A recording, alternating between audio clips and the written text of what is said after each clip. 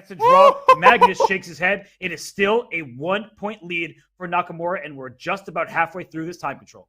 We've had 3 draws and 3 of the most exciting games I've ever seen. All of these draws have been so combative, so professional, so interesting, so full of detail. And Hikaru with yet another incredible defensive effort, Robert.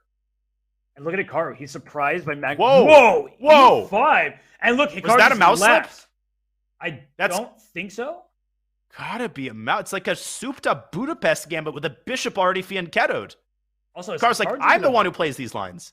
I thought he was drinking a beer. That looked like he had a nice little pint there. But either way, Hikaru is shaking his head because this is a weird position. Knight g4 attacks the pawn on e5. Even if you play bishop g2, the knight can still capture on e5 because the knight on f3 will be pinned to the bishop on g2 behind it. So this is what Magnus is aiming for. At first, speaking of beer, I thought he was tilted. Magnus were drinking something that's dark in color.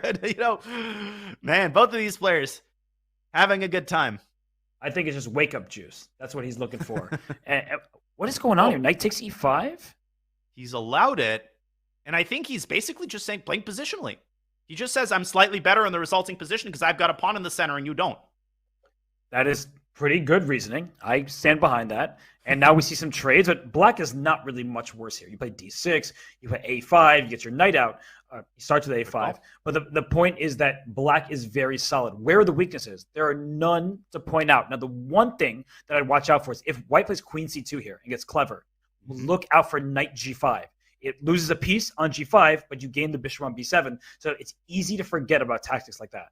It most certainly is. LPDO goes C5. Loose pieces drop off. C5 looks C5. so strong here, crunching through the center and forcing weaknesses in black structure. Another miss by Magnus. And of course, the idea is BC Rook C5, exasperation on the face of Magnus as he hands Hikaru another incredibly pleasant position out of the opening.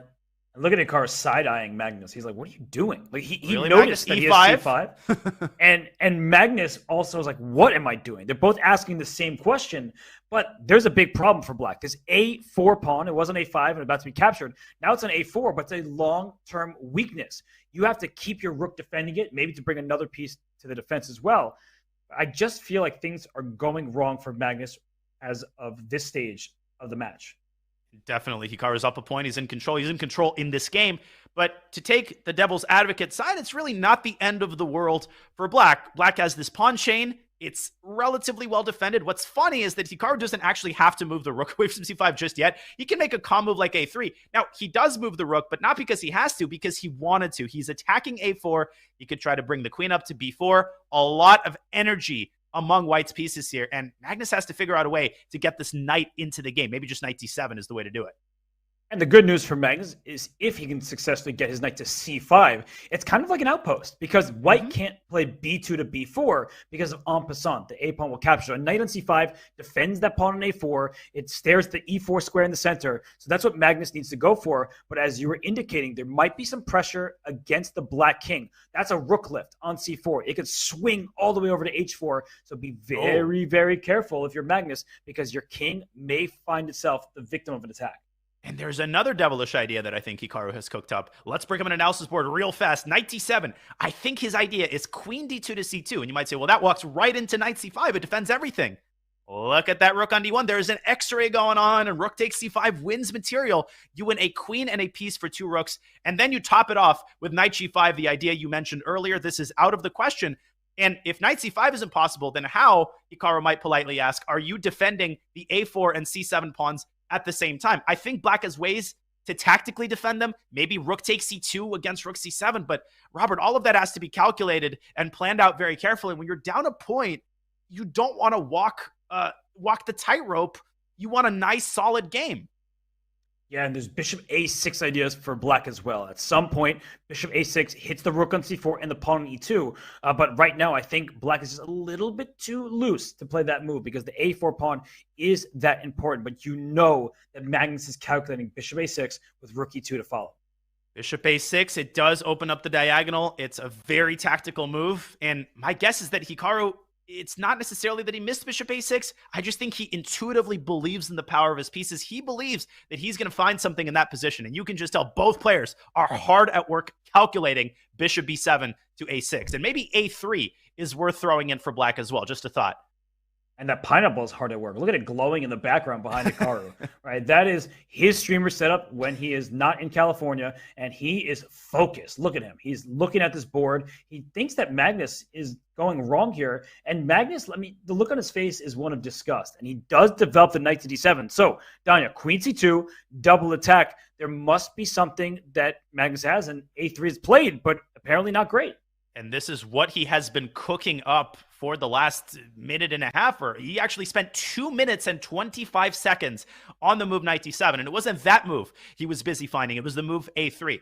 What's going on here, Robert? There's so many hanging pawns. Rook takes c7 comes to mind.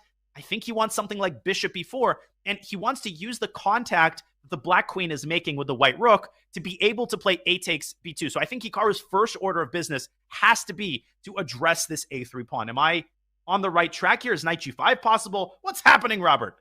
So many questions. And I think that if you go b3, a very calm move, just avoiding the pawn trade, there could be a move rook a7. So he goes knight g5, hitting the h7 pawn. The queen has to take the knight. The bishop takes the bishop on b7. And after black is rook a to b8, saving the rook and attacking the bishop, the c7 pawn falls. White goes up a pawn. It looks like a healthy extra pawn. So unless Magnus can drum up some counterplay, he is simply worse. And he doesn't have much time to drum it up. Rook takes d7 here. There's the move queen g5 to b5, forking the rook and the bishop. Magnus saw that from a mile away.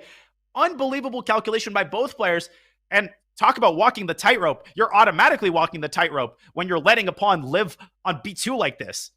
That was impressive. I mean, Magnus sees rook d7, queen b5, and the bishop can move up to c6. But then black gets a second queen. The rook, the queen, and the pawn all in the same line. You get to promote. You win the game in short order. So right now, it's a big moment for Hikaru. You want to play queen takes b2. Give me that pawn, but you walk into a pin. So there could be a knight c5 shot, putting pressure on the pin piece. White is well defended for the moment, but Danya, it looks scary even if white remains better. That was satisfying, putting pressure on a pin piece. That was quite a bit of alliteration. Hikaru says, I don't care about that pin. I'm just taking all of your pawns. Look at that. Rook takes d6, laughing in the face of danger. And what Hikaru's saying is, hey, look, yeah, my bishop's under pressure, but how are you going to put more pressure on it? I've got two defenders. That's all I need. I could slide my rook to b6 if necessary. And Robert, Magnus might be running out of ideas here, and he is down 2 pawns. Let's not forget that. He's down 2 pawns. His knight doesn't have any outposts anymore. The pawn on d6 was captured. That was an important piece protecting the knight on c5. So where is that knight going? You need to get some counterplay, some threats. I feel like he might be close to lost already. Yeah, and the eval bar is bearing that out. I'm looking at rook e7, try to get this rook off. But then black is experiencing problems with his back rank. There's rook c8 check. It's not that there's options and they're complicated. I don't think Magnus is a single move here. He might have to just take twice on b7 and try to win one of white's pawns back, but even that's easier said than done. Well, if he could trade on b7 and win the a2 pawn, if we just toss that pawn off the board, that does give black pretty good chances to survive. Because a rook and 4 against a rook and 3, that's white with a rook and the 4 pawns from e2 to h2, and black having a rook and 3 pawns, that is a theoretical draw. It's not easy. Jeroen Piqué beat Garry Kasparov in that exact endgame. So if Garry Kasparov can lose, then anybody in the Pallina can lose. But that said, that is the aim for Magnus Carlsen, and he's down to 20 seconds. 20 seconds. I feel like he is a bit aimless. He definitely is, and Hikaru doesn't even need 2 extra pawns to win when the opponent has 20 seconds on the clock. He drops the knight back to e6. I like that from a practical standpoint. I think Magnus's only real source of counterplay is going to be that knight hopping around. It can hop into f4 using the pin. So Hikaru's not out of the woods, and he doesn't think he's out of the woods. He drops the rook back to c4. And look at the attention to detail, Robert, in Hikaru's play. What does that move do? It stops knight f4. That's why he put it on c4, and he can move it to b4 to finally unpin the bishop. And then he's free to roam about the cabin. Although rook b4, there could be like queen c5, just keeping the pin alive. He goes rook b6, queen a5, queen e1 check is kind of a threat. Doesn't lead to anything significant just yet, but the e2 pawn may collapse. Be very careful. I see a tactic, actually. If black can move queen e1, king g2, knight f4 check, giving up the knight, taking on e2, things like that, Great it recognition. looks a bit worrisome. And Hikaru sending the queen to e1. I think after knight f4 check, the rook takes on f4. I know you were talking more hypothetically, but what's not hypothetical is that Magnus has 5 seconds on his clock. His counterplay is getting just brutally extinguished, and Hikaru just a couple more accurate moves away from solidifying his material advantage and winning this game. Is he going to move his bishop? Is this the time to move it to d5 or c6? I think it seems like a great time. Bishop d5 looks very good. There may be a swap on b5 because there is no knight c7. The rook on e8 is loose in all these positions. Oh, look at this clinical technique. But Magnus desperately wants that d4 square, and Hikaru doesn't play e3 and allows the knight in. And the reason he played a4 was in order to meet rook takes b5 with a takes b5. This is a passer, and he's going to push it. And Magnus has no choice but to get a pair of rooks off the board, stopping knight d4. Hikaru eliminating every sliver of counterplay that Magnus is coming up with here. This is brilliant play from Hikaru Nakamura. He could have played rook b8, but then a4 would have dropped, and Hikaru does not want to give up that pawn. Just making progress move by move. And then knight d4 though. And meet queen b6. Ah, trying to trade the queens. Good call by you. Keep pushing. Or rook a4, get behind the pawn. Magnus has literally 2 moves to drum something up because that pawn is reaching a8 in a tizzy, and Magnus flags. It's over. He actually resigned before he flagged with 0.2 seconds left. Oh, he but did. It doesn't matter. Hikaru Nakamura jets out to a 2-point lead over the world champion Magnus Carlsen.